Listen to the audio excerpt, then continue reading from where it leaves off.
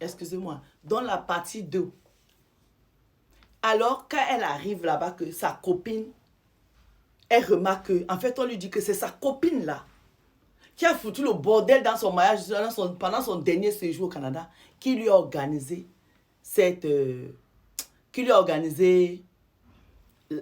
la surprise. Donc, il y a tous les anciens du lycée qui sont là. Celles qui sont mariées sont là avec les maris. Elle-même, elle a débarqué avec son mari et tout et tout. Elle me dit, Madame Sol, on a fait la fête fut jolie, belle.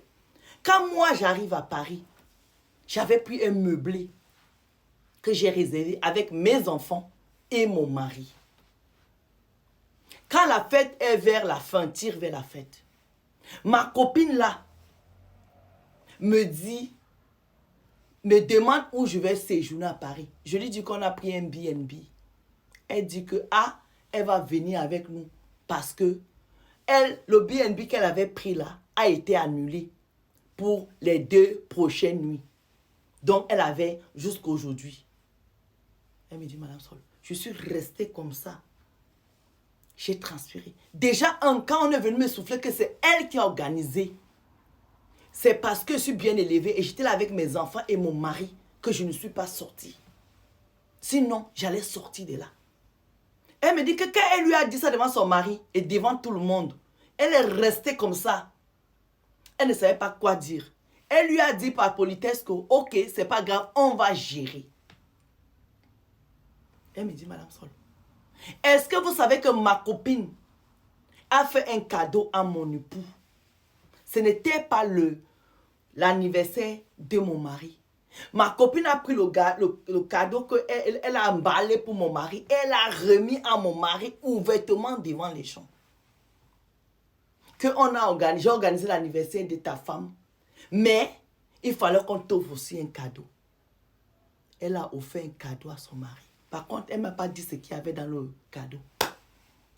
Elle me dit, Madame Sol, c'est le jour-là que ma tête a commencé à me faire doublement mal. Déjà, je n'ai pas oublié la scène de chez moi.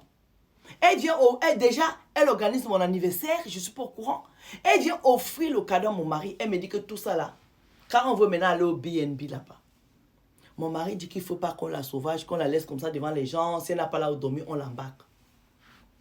On a embarqué cette fille-là au B&B. On a dormi. Moi, le deuxième jour, elle a dormi le lendemain, je ne sais pas là où elle est partie. Nous, on a dormi 2-3 jours. On a pris notre vol avec mes enfants et mon mari. On est rentré. Quand j'arrive au Canada, j'envoie quand même un message dans le forum pour dire merci pour l'anniversaire et tout. À elle, je ne lui envoie pas un message individuel. Je remercie dans le forum et tout. La fille, là, reste 1 mois, 2 mois. Un jour, je reste comme ça. Elle m'appelle. Elle me dit, je suis devant ta porte. Ouvre-moi. Elle entend guingong, guingong. Elle me dit, Madame Sol, j'ai jamais vu ça. J'ouvre la porte. La fille là entre. Mais la veille, ma fille avait fait un rêve. Ma fille m'a dit, maman, tu as une copine. J'ai rêvé d'une amie à toi. Elle ne m'a pas donné le nom. La copine est venue, vous avez fait plein de problèmes et tout ça. Sa fille n'a pas donné le nom de la copine de sa mère. Elle me dit, Madame Sol, quand ma copine sonne chez moi pour dire qu'elle est devant la porte, je me rappelle que le matin, ma fille m'a dit qu'elle a rêvé d'une tata, de ma tata là, sans donner le nom. Et quand ma copine entre, c'est comme ça que je fais le lien. En fait, c'est elle que ma fille a vue dans le rêve. Et quand la dame, elle entre dans la maison, elle est assise, elle mange, elle boit. Ma copine doit aller au boulot. Ses enfants doivent aller à l'école. Son mari est déjà parti au boulot. Elle dit, Madame Sol, j'allais la laisser chez moi. J'allais faire comment? J'ai réfléchi jusqu'à. Elle me dit, je ne peux pas la chasser, j'étais coincée. Mes enfants sont allés à l'école. J'étais obligée d'aller au boulot. J'ai laissé ma copine chez moi, toute seule. Je suis allée au boulot. Je lui dis que tu as fait quoi? Elle dit que j'ai laissé ma copine chez moi, tout seul. Je suis allée au boulot. Nous tous, on est rentrés vers 17h, 18h. Ça veut dire que toute la journée, ma copine était seule. Ma copine a dormi là. au canapé. Le lendemain, elle est partie chez une amie à nous, je ne sais pas moi, ou à Toronto, je ne sais pas où elle partait. Depuis que ma copine est sortie chez moi, cette période-là, Madame Sol, mon mari me voit comme le Ndjounjou dans la maison. Mon mari me voit comme le Ndjounjou. Un jour, mon téléphone sonne. Appel masqué. Je décroche, c'est elle. Je raccroche. Ma copine me rappelle encore. Mon mari me dit, prends, écoute ce que elle veut te dire. Je prends le téléphone. Elle me demande que, comment va ta fille? Ma fille, vous vous rappelez, ma fille qui avait rêvé d'elle. Elle demande que, comment va ta fille? Elle va bien. Elle fait quelle classe? Est-ce qu'elle a un copain? Après les études, en fait, elle vient checker. Elle veut se rassurer si la petite fille a raconté son rêve à sa mère. Et si la petite fille a dit à sa maman que c'est Tata que j'ai vu dans mon rêve. Elle me dit, Madame Sol, quand ma copine a raccroché, la même nuit là, j'ai rêvé que ma copine venait me faire les tuches des adultes.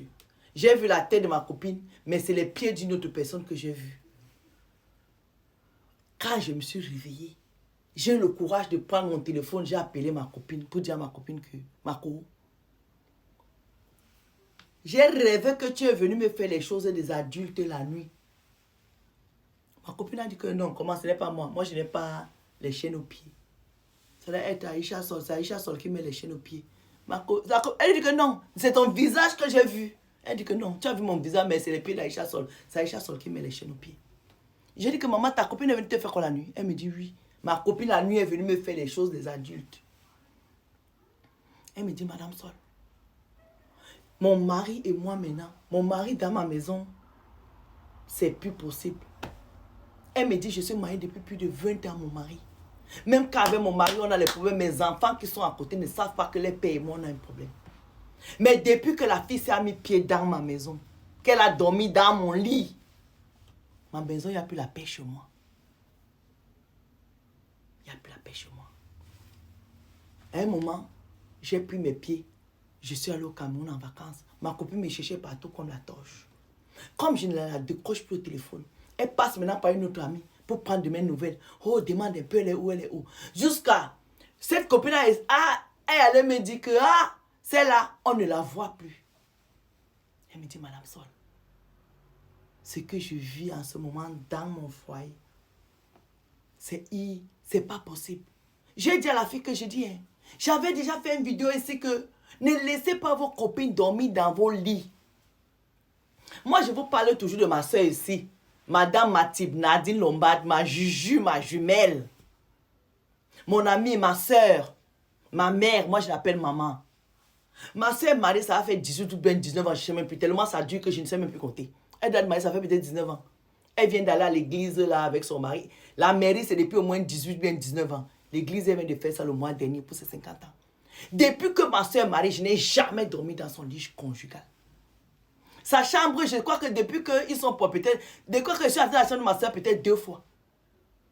Mais alors que je dors dans la maison là tous les jours. Mais je ne dors pas dans le lit de ma soeur. Ma soeur, même quand elle vient chez moi, ma soeur dort au canapé, elle refuse, elle ne dort pas dans la chambre. Parce que tellement elle aime regarder la télé. Ma soeur ne dort pas dans mon lit. Ma soeur, que je vous dis souvent que chacune de vous doit avoir une Nadine Lombard dans sa vie. Ma soeur ne dort pas dans mon lit. Alors que mon lit c'est 4 places. Mais elle ne dort pas. Je dis son lit conjugal. Je ne rentre même pas dans la chambre de ma soeur. Je vous dis qu'en 10 ans, je suis entrée peut-être dans sa chambre 2 fois. Alors que je suis fourrée chez elle chaque fois. C'est parce que c'est le respect. Qu'est-ce que je vais aller dormir? Moi, mon beau-frère travaille dans les avions. Mon beau-frère passe souvent au travail. Donc, je peux dormir même à côté de ma soeur. Rien ne va se passer. Mais par respect pour ma soeur, je ne prends pas la place de son mari. Par respect pour mon beau-frère, je ne dors pas à sa place quand il n'est pas là. Par respect pour le mariage de ma soeur, je ne dors pas dans son lit conjugal. Je dis que quand ma soeur vient chez moi, il y a la chambre là, elle peut dormir. Elle dort au canapé, elle regarde sa télé jusqu'à ce moment qui vient éteindre. Respectez le lit de vos copines. Il faut respecter son lit conjugal, c'est important. Respecte ta maison où tu es marié avec tes enfants et ton mari. La protection de ta famille vient de toi. Il a coiffé de la gloire. Bisous les copines sorcières là ici. On va vous verser l'eau bénite.